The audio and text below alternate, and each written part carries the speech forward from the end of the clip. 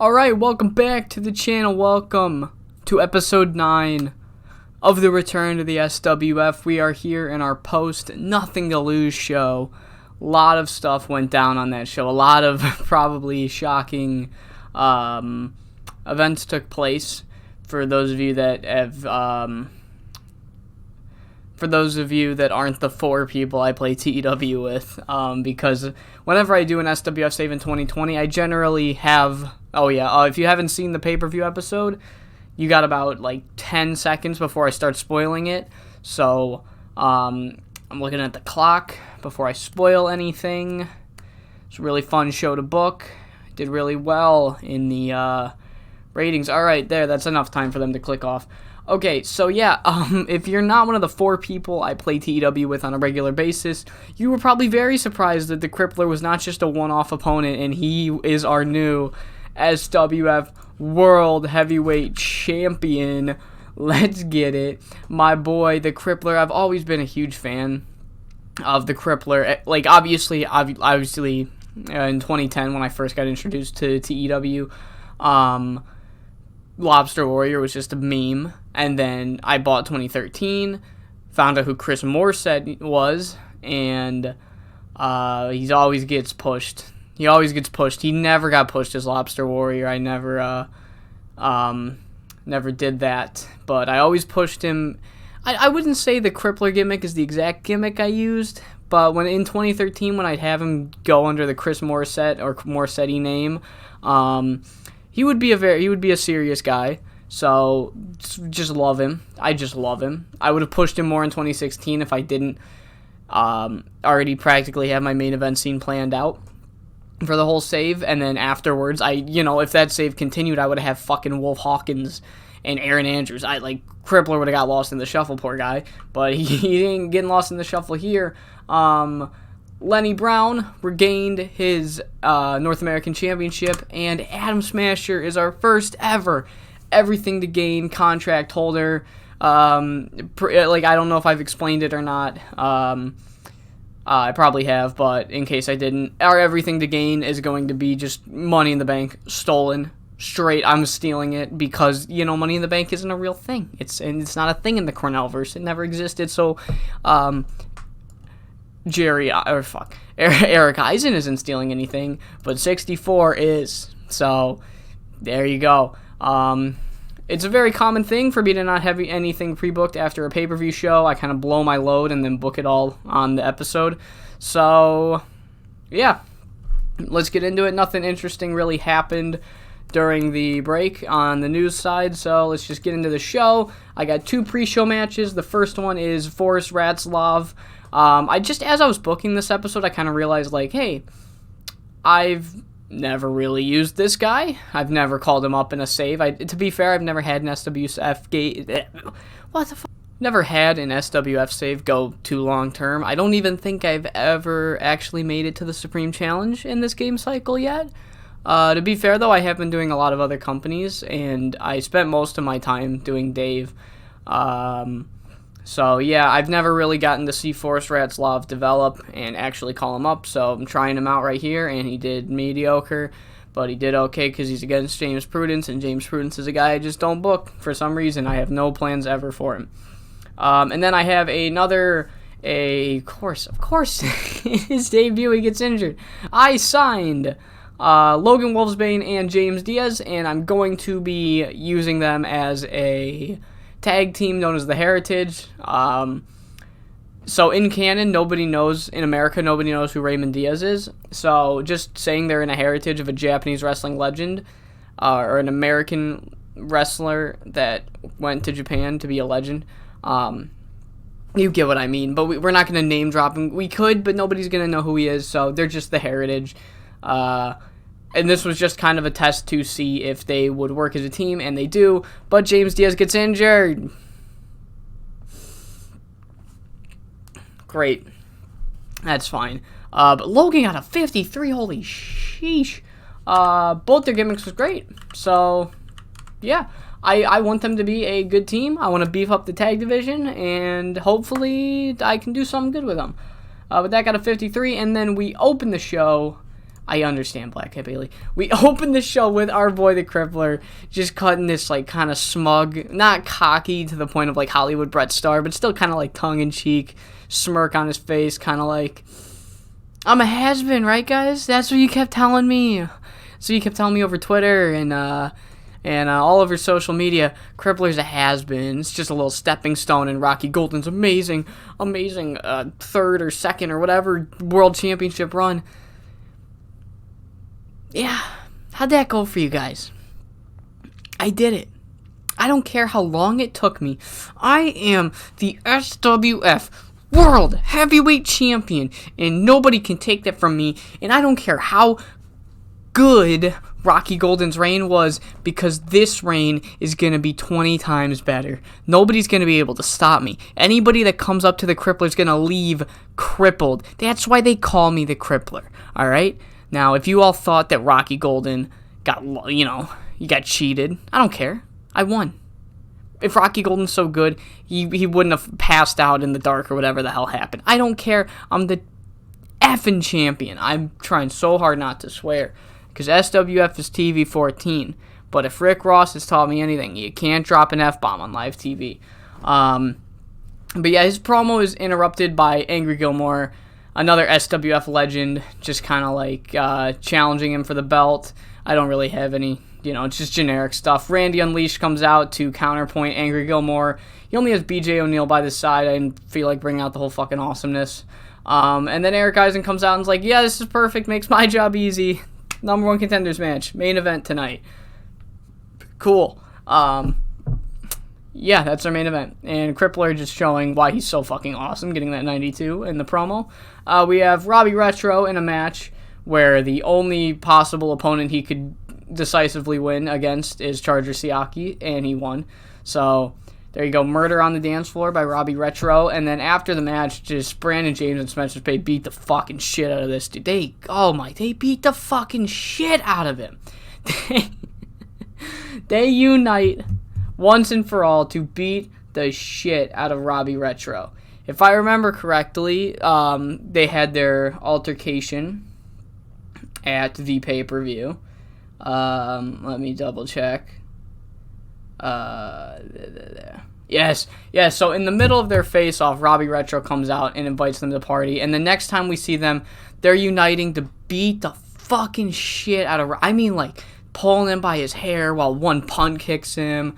Basically, what I'm trying to get to is once they're done beating the shit out of Robbie Retro, they go for a high five. They get a good high five. It's awkward though afterwards. They get so into just mauling this poor man that they high five in a huge adrenaline rush and just kind of step back oh, we're still not friends. I'm going to go this way, you go that way, that kind of deal. And then it's 71 because fuck Robbie Retro. I don't even hate Robbie Retro. It's just really funny to me seeing two men unite over Robbie Retro, their hatred for him. We get a quick little announcement that we will hear from Scythe at the end of the show. He has some choice words to say. I needed to fill time, so I added a minute by having a promo announcement. 71 for just that. And then 85 for Eric Eisen explaining the rules to Adam Smasher about the briefcase he won. This is basically, it's the Chicago weather for you. Look at that wind go. Oh, man. Sorry, my whole room just shook. But yeah, this is kind of like the in-canon. We're explaining to the Cornellverse audience the rules of the Everything to Gain briefcase. And, but we have some action at the end where ZWB and Oliver Cobb tried to jump the power plant and it doesn't go well. Just a little excitement to break, I guess, a monotonous kind of exposition dump or whatever. Adam Smasher does his little, so you mean to tell me I have all the cards in this one briefcase? Kind of, I don't know, he says something like that. Finn Bruiser makes his debut out of nowhere. Finn Bruiser not only makes his debut, but he beats Makutsi, and that's intentional. I had no build-up for Finn Bruiser. For those, it's Finley O'Faraday. I've renamed him to Finn Bruiser. He's been one of these guys that just, I feel like in the community, he's kind of got lost. He's gotten lost in the shuffle in the community. I feel like in 2013 he was like one of the hot guys. I feel like a lot of people signed him in diaries and YouTube saves, and every Maw save I got, he was pushed to the top guy. I feel like a lot of people had him beat Cameron Vesey for the Maw title. And he just kind of, nothing happened. I didn't see anything in the forums with Finley O'Flaherty in 2016, so I want to give him something. And yeah, so he makes he comes in just kind of as a jobber to most people, and then beats Makutsi. So yeah, Finn Bruiser, our ass kicker, has kicked some ass already. Got an initial rating of great. Cool, 60. Quick promo by Joe Sexy, where he's basically like, Jimmy, you've made the biggest mistake of your entire career. If you think you can take on, God, can these dogs ever shut up? If you think you can take on the sexiest team in the world, Team Sexy, then I got some bad news for you, because next week you're going to be taking on Sammy Smoke, alright? And I'm going to show the world just why we're the hottest new brand in the SWF or some shit like that. You see, my promos sound good at first, and I forget where I'm going. So, yeah, Sammy Smoke versus Jimmy Hernandez next week. I couldn't remember if it was supposed to be Jimmy or Spencer Spade. Yeah, Jimmy and Sammy. There we go. 67 for that promo. And then another kind of match announcement. We haven't seen Jungle Lord since his loss to Spencer Spade at When Hell Freezes Over, and we get a quick little vignette like Jungle Lord's wants a redemption arc or something. I didn't really plan this mentally. I didn't plan this out. It's like a little video package. Like I've had a 20-year career, and the new generation's trying to throw me aside. Well, I'm gonna do a good jungle thing or something. Guys, see what I mean? I'd started out so good, and then it just fell off a fucking cliff. That's all of my promos. I figured out my problem. Is James Prudence technically more over than Jungle Lord? That's not James Prudence. Yeah, I guess he is. Oh, man. Dude, I really got to find something for that guy. I like James Prudence, too. It's not fun. I can't make, like, I don't have Frederique anymore. So I don't know what to do with James Prudence. I can get rid of my notepad, though, of pre-bookings. Okay. Then, quick match. Fame and Money beat the Sunshine Connection. And this match was really just put on to highlight what happens after, where now that Hollywood Brett Starr is kind of done with his little mini feud he had, now Fame and Money are allowed to go for the tag team titles. Obviously, that's not what Hollywood's not a complete outward dick. Like, he's still a dick, and he held back his own teammates from regaining their tag titles because he wanted to win. But yeah, basically this is like Hollywood Brett Starr being like, Fame and Money, they took a little break from the tag team division because they got bored with it. Kind of like trying to gaslight the audience and maybe even gaslight Paul Amonte a little bit, making it seem like, yeah, we took a break. You didn't fucking prevent us or anything like that, you fuckhead. Now that they're officially officially reinstating themselves in the tag team division, nobody's gonna stop them. Not even Hawaiian stupid, or the 82. 58, Finn Bruiser underperformed. I'm not surprised. He got 10 pop. That's why he beat Makutsi, of all people, to get him some pop. So basically we have a quick little angle where Anna Garcia finds Finn Bruiser backstage, and we just kind of give a little introduction to Finn Bruiser, who just beat one of SWF's mid-card guys. Oh, how's it feel? It feels great, blah, blah, blah. But Eric Eisen then comes in and he's like, hey, that was really, really impressive, Finn. I got half a mind to offer you a contract right now. So I will. Welcome to the roster. If you want to sign here, here, and here, he's got a whole clipboard and everything. You sign here, here, and here, you can officially become a part of the SWF roster.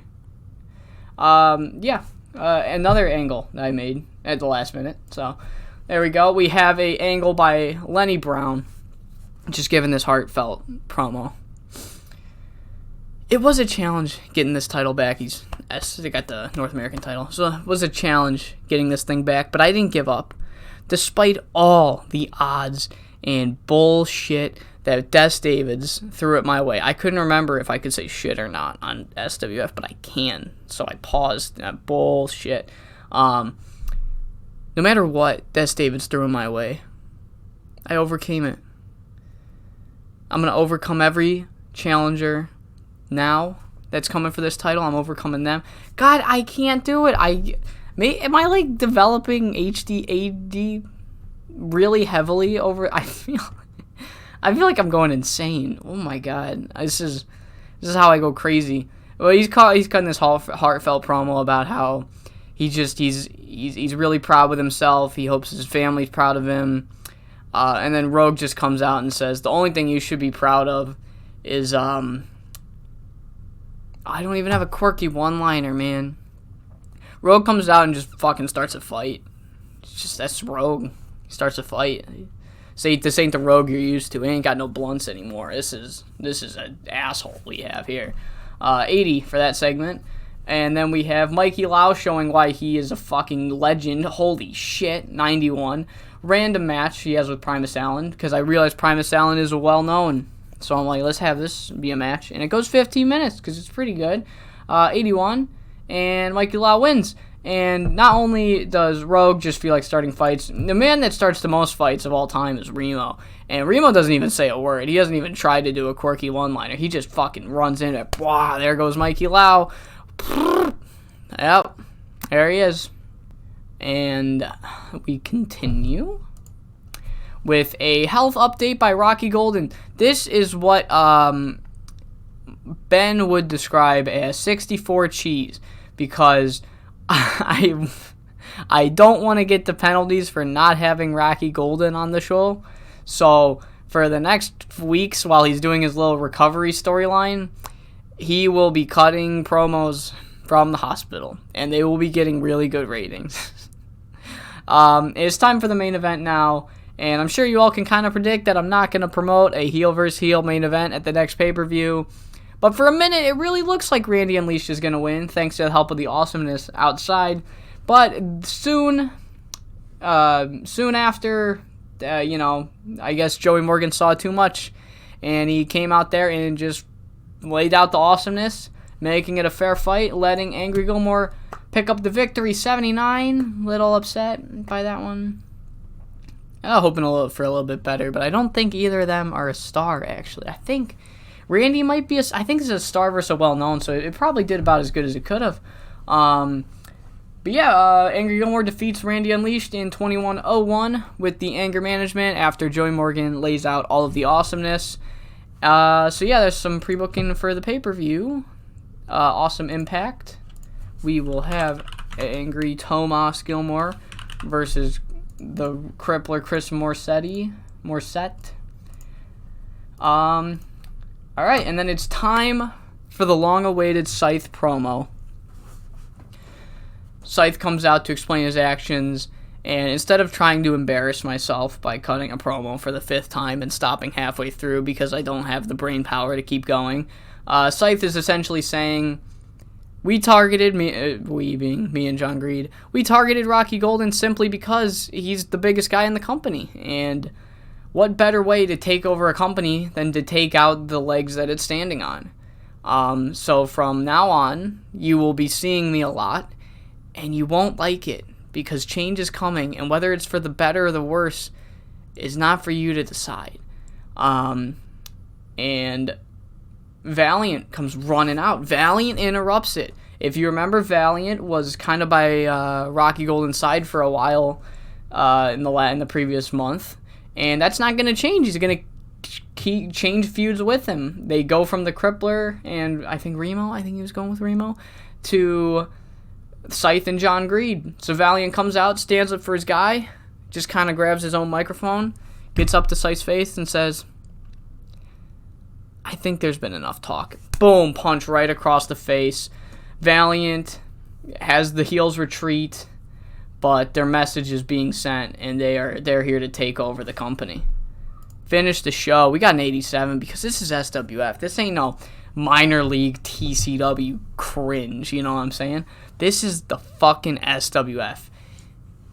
God damn, it feels good to be Supreme. Come on. I think we already know I beat TCW, but I just want to see it. I just want to see it. That was way too close. On what fucking planet? Maybe if it was Guide and Scout, but I don't think any mark would give a Doc Hammond match at 90. I don't know. It's like they'd be like giving the Big Show a 100 in a tag match in 2016. That'd be disgusting. Mikey Lau thinks Avalanche is a good worker. I don't know what the fuck you think. Lenny Brown is a star. You're goddamn right he is. Oh, right, James Diaz is injured. Medical.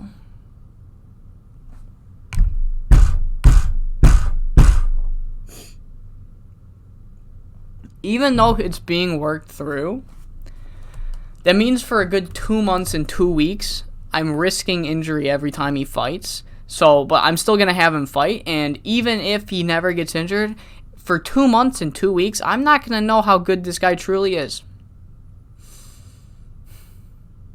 On the counterpoint, Logan Wolfsbane is fucking awesome. How the hell did he pull it? Oh, no, we weren't in the Tri-State. Were we? That's broadcasting, you dumbass. No, we were in the Midwest. Why the hell? That's bizarre. That's bizarre. Oh my god, that's impressive. He's fucking that good. He's not, though. Wait a minute. How the hell did he get a 53? Life's greatest mysteries are yet to be answered. Oh my god, he had no pop there either. Logan Wolfsbane is going to be our next world champion. I gotta see. Dude. USPW is cringe, right, guys? You're about to find out how cringe they are. It's really taking its damn time. Oh, Extinction's hurt. It's over for that. Oh, yeah. Get this shit out of my... Dude, USPW sucks, man. Do you remember when they were cool? Yeah, me neither. Alright. So that's going to do it for... Actually, I think I debuted everybody.